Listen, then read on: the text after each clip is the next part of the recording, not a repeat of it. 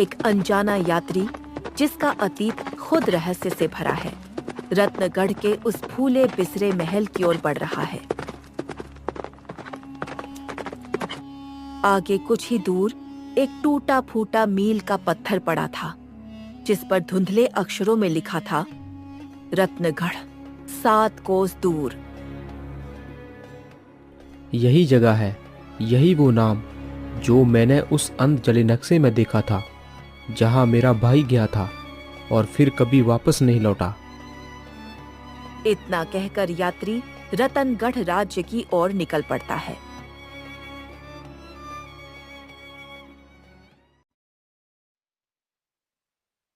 दूसरी तरफ महल का एक गुप्त कमरा, जहां पर एक स्त्री पुराने आईने के सामने बैठी है।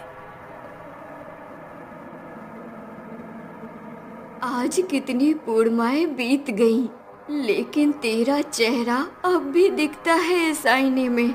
आखिर क्यों नहीं मिटती तेरी छवि? मैंने तो सबकी बलि दे दी, सबकी। आईने में खड़ी राजकुमारी का अचानक चेहरा बदलता है। क्योंकि तू अब खुद एक परछाई है, बलि अभी भी बाकी है। अगला आएगा, वह सब बदलेगा और मुझे जीवन देगा। नहीं, मैं सबको खत्म कर दूंगी। मैं अब फिर से नहीं रोना चाहती। मुझे अब इससे मुक्त होना है।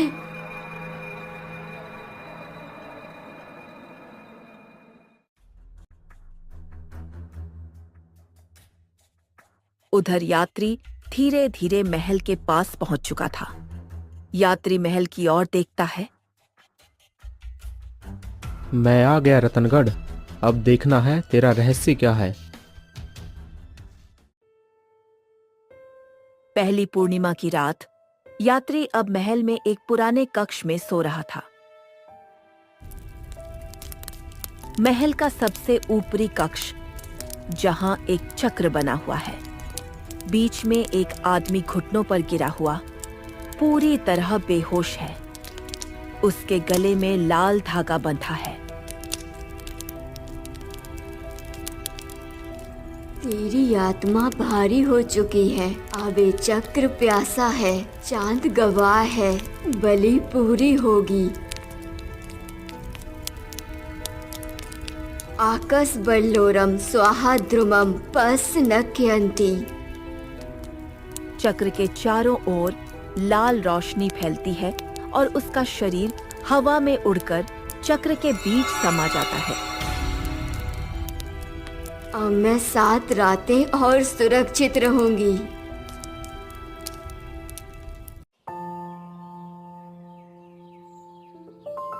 यात्री उठता है और महल में अफरा तफरी मची होती है। एक सेवक रोते हुए आता है। श्रीमान, भक्त बाबू नहीं मिले। उनके कमरे में सिर्फ एक लाल धागा पड़ा था और वहाँ अजीब से शब्द दीवार पर खुंदे हुए थे। वहाँ लिखा था, जिसे चांद ने चुना वह सुबह का सूरज नहीं देख पाएगा। यहाँ कुछ तो है, कोई तांत्रिक विधि, कोई शक्ति जो बलि से जुड़ी है। और ये धुन, ये मंत्र, इस सब के पीछे कौन हो सकता है? सेवक, क्या किसी ने किसी को इसके कक्ष में आते हुए देखा? नहीं श्रीमान, किसी को कुछ नहीं पता चलता कि इसके पीछे कौन है। हाँ, लेकिन कुछ माह पहले एक हट्टा खट्टा युवक आया था आपके जैसा। मेरे जैसा?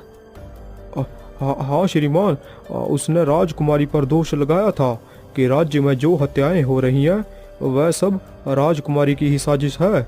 राजा इस बात से क्रोधित हो गई और उसे कारागार में डाल दिया। किसी ने इस बात पर ध्यान नहीं दिया कि वह युवक सच कह रहा था या नहीं। ओह, तो मेरा भाई सच जान चुका था, लेकिन उसकी बात पर किसी ने विश्वास नहीं किया। मुझे अपने भाई को रिहा करना है और सच सामने लाना है। यात्री अब अपने भाई को बचाने की, सच को सामने लाने की और उस रहस्य को उजागर करने की योजना बना रहा था जो महल की दीवारों में दफन था।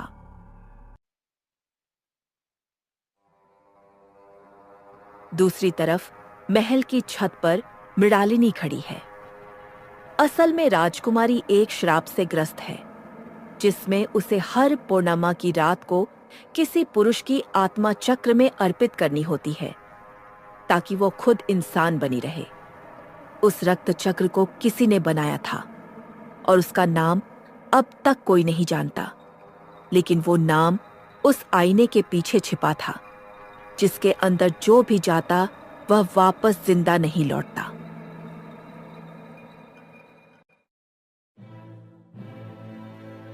रात्रि के समय उधर रात के अंधेरे में छिपकर यात्री कारागार तक पहुंचता है। वहां उसका भाई जंजीरों में जकड़ा था। बड़े भैया, अरे छोटे भाई, तुम आ गए। मुझे पूरा यकीन था कि तुम मुझे ढूंढते हुए यहाँ जरूर आओगे। बड़े भैया, मैं तुम्हें यहाँ से निकालने आया हूँ। आखिर सच क्या है भैया, मुझे बताइए। छोटे भाई सुनो, राजकुमारी ही हर पूर्णिमा की रात को एक बलि लेती है।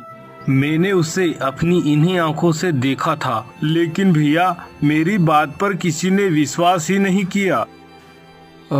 बड़े भैया, हमें यह सब रोकना होगा, लेकिन कैसे? छोटे भाई, तुम छिपकर राजकुमारी के कक्ष में जरूर जाना, तुम्हें वहीं सच मिलेगा। मुझसे कुछ तो ऐसा छुपा है जो मैं वहां जान नहीं सका। लेकिन भैया, राजकुमारी को आखिर यह शक्ति मिली कहाँ से? मैंने महल की लाइब्रेरी से एक पुरानी ग्रंथ पढ़ी थी, जिसके सारे पन्ने तो फटे थे, लेकिन एक पन्ने पर लिखा था कि सच वहाँ है जहाँ आईना झूठ दिखाता है। यहाँ पहेली किसी गहरे रहस्य की ओर इशारा करती है और यही हमें उस शक्ति को रोकने का उपाय दिखाएगी। ओह, इसका मतलब मुझे सभी सवालों के जवाब उसी स्थान पर मिलेगा जहाँ आईना झूठ दिखाता है। मुझे महल में उस जगह को ढूंढना होगा। लेकिन भैया ध्यान से, इसमें तुम्हारी जान को भी खतरा हो सकता है।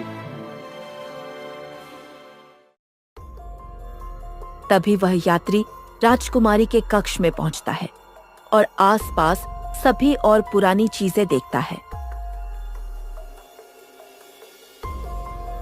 तभी वह एक शीशे के सामने आता है।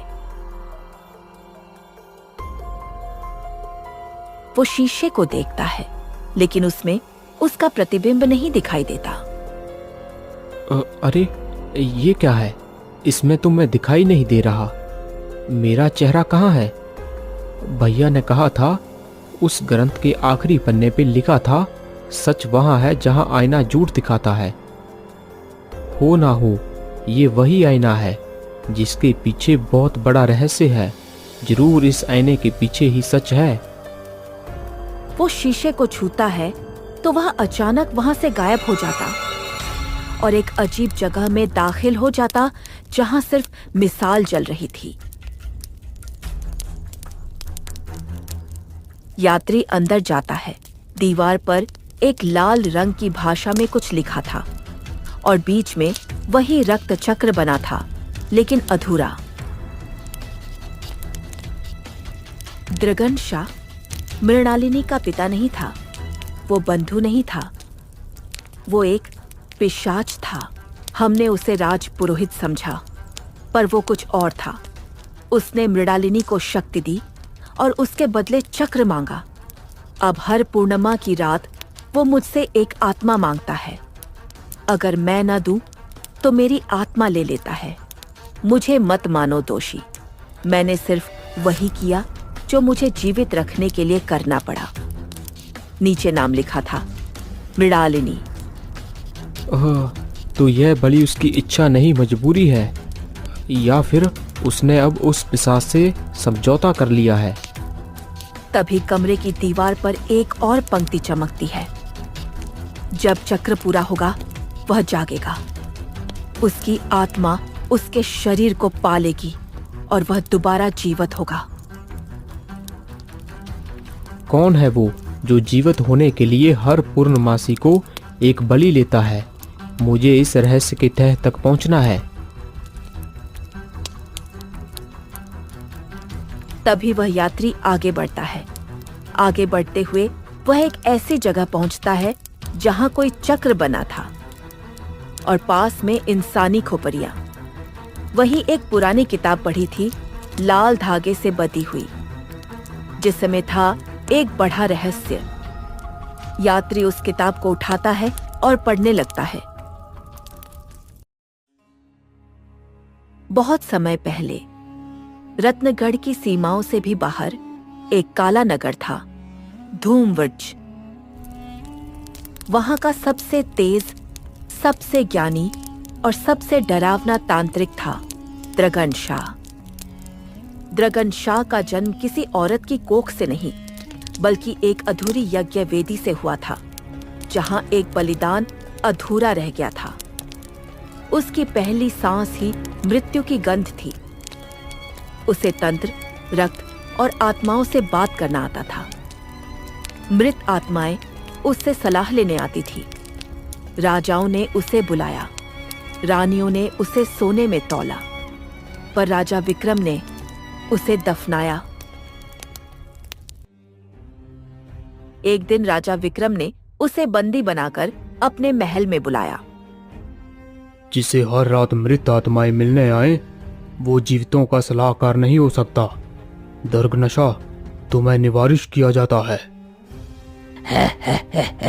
तुमने मुझे दूर किया है, पर जब तुम्हारा ही खून मेरे चक्कर में गिरेगा, तब तुम्हारी ही संतान मेरी रानी होगी। सैनिकों, इसे किले की गहराइयों में दफना दिया जाए। इसकी जुबान काट दी जाए और हड्डियों में लोहे के छल्ले डाले जाएं, ताकि यह ना बोले, ना देखे और ना ही हिले। तभी राजा के सैनिक उसे महल की एक जगह पर दफना देते हैं। लेकिन राजा विक्रम भूल गया था कि पिशाच मरते नहीं, वह सिर्फ सोते हैं। राजा विक्रम को लगा कि द्रगन शाह मारा गया, पर दरअसल में द्रगन शाह ने स्वयं को छिपा लिया और अपनी आत्मा को रानी की गर्भ से बांध दिया। महीनों बाद मृणालिनी का जन्म हुआ। वह शुरू में साधारण थी, लेकिन धीरे धीरे द्रगन शाह की आत्मा ने जागना शुरू किया। अब सच्चाई ये है, द्रगन शाह कभी मरा नहीं। वह अब राजकुमारी के अंदर सो रहा था। हर बलि के साथ वो उसके माध्यम से खुद को फिर से जीवित कर रहा है। ओह, तो इसके पीछे वह पिशाच है जो खुद को जीवित कर रहा है। तभी वहां एक आवाज का स्वर सुनाई देता है। क्यों आए हो यहाँ मनुष्य? मैं राजकुमारी को इस बंधन से मुक्त करने आया हूँ। राजकुमारी मेरी रक्षक है और मैं उसका स्वामी। जिस रात उसे जन्म मिला, उसी रात मैंने उसका शरीर लिया। तुम मैं वो हूँ जिसे नाम देने से जहर फैलता है। मैं वो हूँ जिसे भूख ने जन्मा और नफरत ने पाला। राजा विक्रम ने मुझे दफनाया, पर उसकी बेटी ने मुझे जगाया। अब तू सच जान गया है, इसलिए इस पूर्णिमा की रात को बलि चढ़ने के लिए तैयार हो जाओ।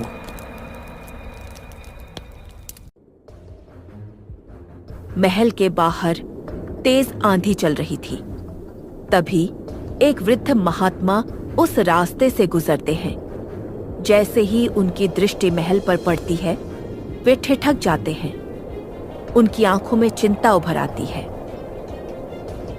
यह महल, यहाँ सीमित अंधकार फैला हुआ है। कोई भयंकर शक्ति जागने वाली है। अगर उसे नहीं रोका गया तो यह समुच्चे राज्य को विनाश में धकेल देगा। महात्मा महल के द्वार पर पहुंचते हैं। वे बिना किसी रोक टोक के भीतर प्रवेश कर जाते हैं और राजा के पास पहुंचते हैं। महात्मा जी, आपका स्वागत है।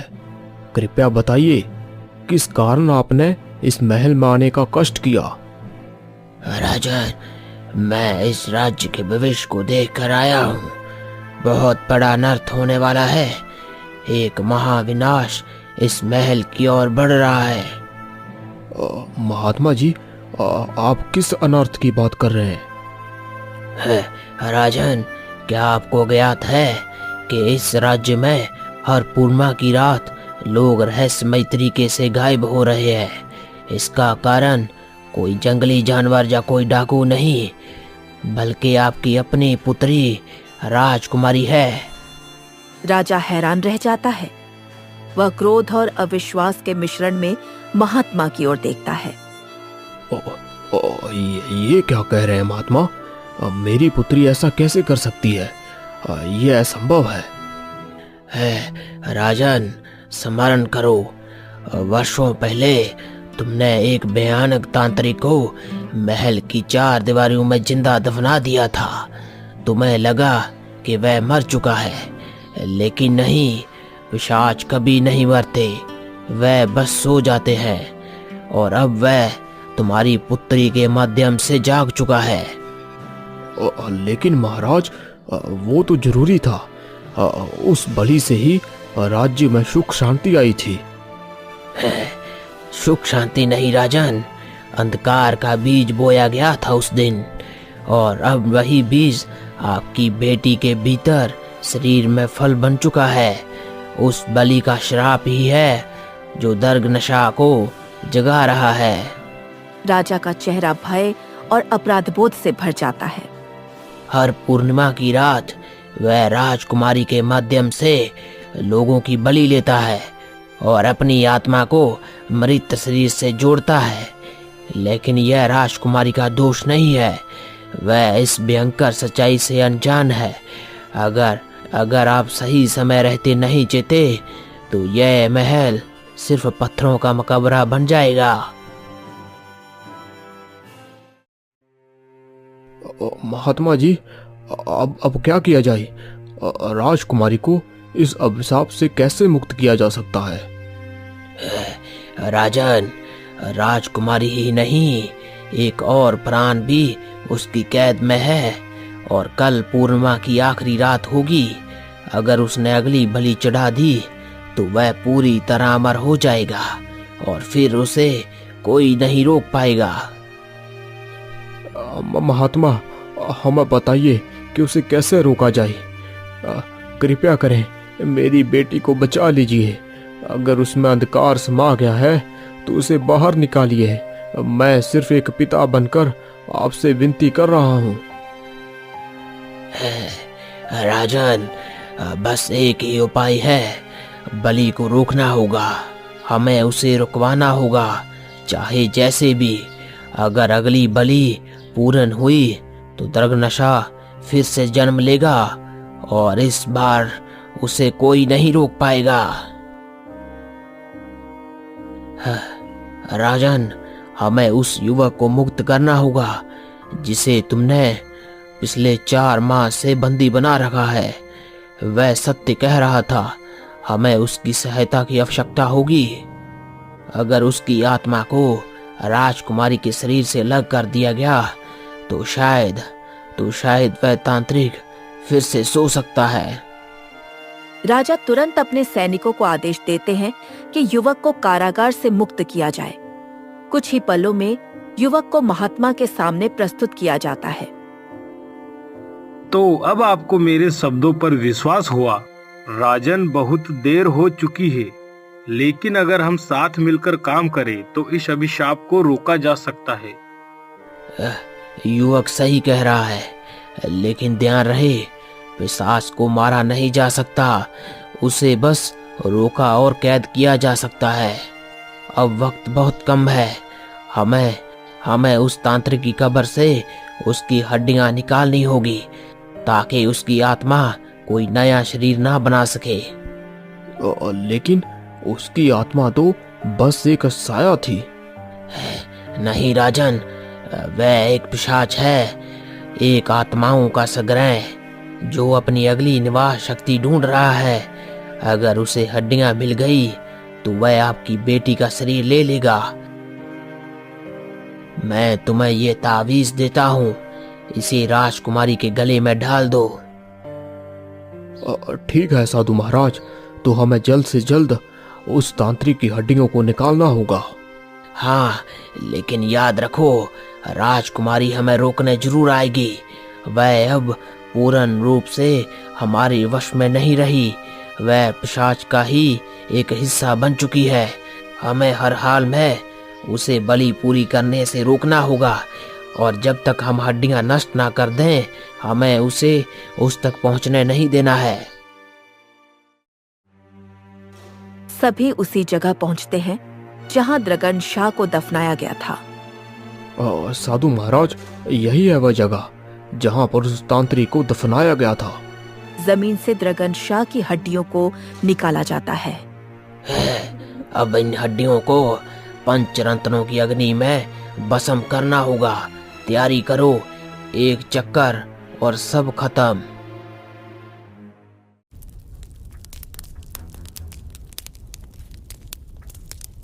हे पंचतंत्रों के रक्षक, इस अधूरी आत्मा को अग्नि में संप्रीत करते हैं, जिससे ना वो अब शरीर ले सके और ना ही आत्माओं को बांध सके। है, अभी नहीं जली तो आत्मा वापस आ जाएगी। जल जा हे श्रापित देह, जल जा। हे अग्निदेव, मेरी पुत्री को मुक्त कर दो और इस राज्य को बचा लो। अंत में तेज आग की लपटों में हड्डियां जल चुकी थी। है, अब केवल वह एक ही बंधन बाकी है, वह शीशा जिसमें उस तांत्रिक की आत्मा का मूल कैद है। जब तक वह टूटेगा नहीं, उसकी साया कहीं ना कहीं जीवित रहेगी। तो साधु महाराज, उसे भी तोड़ दो। मैं नहीं चाहता कि फिर से कोई मेरी तरह अंधकार का शिकार बने। जैसे ही वह बड़ा शीशा टूटता है, उसके भीतर से उस तांत्रिक की आत्मा तेजी से निकलती है। मैं अमर हूँ, मैं वो विचार, वो दर्द हूँ जिसे तुम कभी मिटा नहीं सकते। ओम कपालिनी स्वाहा, तम बंधनी स्वाहा। तू अमर नहीं, अब तू केवल एक कैदी है इस बोतल का। तभी साधु अपने झोले से एक छोटी पारदर्शी शीशे की बोतल निकालते हैं, जिस पर प्राचीन मंत्र खुदे हुए थे। बोतल में से हल्की रोशनी निकलती है और आत्मा को खींचने लगती है। कुछ ही क्षणों में पूरी आत्मा उस बोतल में समा जाती है। क्या वो पूरी तरह से बंद हो चुका है? हाँ राजन, पर यह केवल कैद है, विनाश नहीं। इस बोतल को किसी ऐसे स्थान पर दफनाना होगा जहाँ कोई जीव, कोई लालच कभी ना पहुँच सके। साधु महाराज, आप चिंता मत कीजिए। मैं उसे अपनी जीवन की सबसे सुरक्षित भूमि में रखवाऊंगा, जहां कोई भी उसका नाम भी ना ले सके। हाँ, तो समझ लेना राजन, यह युग बच जाएगा। यात्री को अपना बड़ा भाई मिल गया और राजा को अपनी पुत्री